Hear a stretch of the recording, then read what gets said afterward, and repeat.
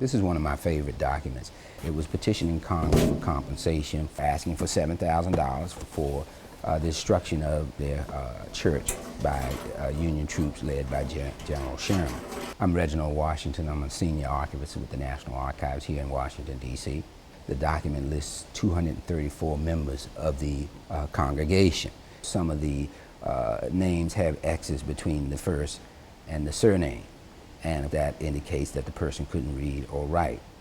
And some of the other names are certainly written out, so it suggests to me that there were both free blacks and slaves as congregants in the church. To the Honorable Senate and House Representatives, during the late campaign of General Sherman through Georgia, our house of worship was torn down to the ground and utterly demolished by a party of federal soldiers. It was very moving narrative, and certainly it's something that just fascinated me as I continued to do research. It was a large, commodious, and well-finished edifice that had been built by ourselves when in slavery. It was to us what the temple was to the Jews. It raised several questions for me. First, the question was whether they got paid, whether they were compensated for their loss. Secondly was whether the church exists today. As almost all of us have been slaves all our lives, we are without pecuniary means to build another house of worship. Most of us are struggling for dear life. Within the text of the document, it mentions that it's the colored Methodist Episcopal Church of Atlanta.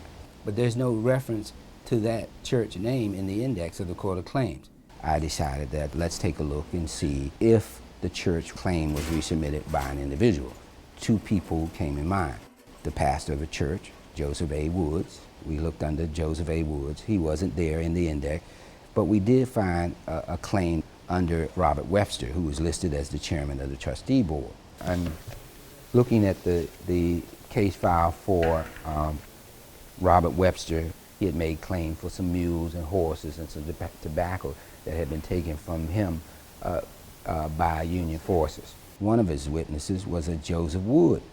Joseph A. Wood, being called and sworn, says, "I am a minister of the African Methodist Episcopal Church. I had charge of Big Bethel for 2 years."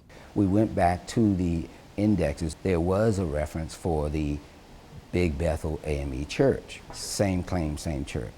This is a letter from Wesley J. Gaines, who is now the pastor of the church, and he's writing to the Freedmen's Bureau to find out information about the initial claim that was filed in 1866. The letter is dated April 30th, 1868. I have the honor to request that an application be made to the proper authority to pay to the trustees of the AME Church of Atlanta the value of their house of worship, which was destroyed by the Union Army during its occupation of Atlanta.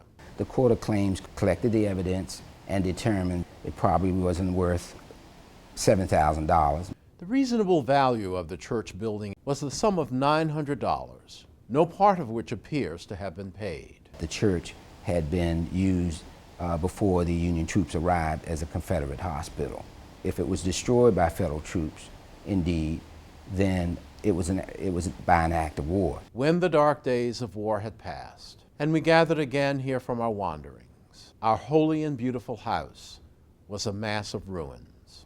1915, there was introduced in Congress a huge omnibus bill that was going to deal with those persons or those institutions that had filed claims for compensation during the Civil War. No compensation was ever made for Big Bethel. What I've done in the case of this petition, most researchers can do the same thing. We make a great effort to try to assist researchers in every way we can. We don't do the research for them, but we map out the strategies that might be useful in finding records here at the National Archives.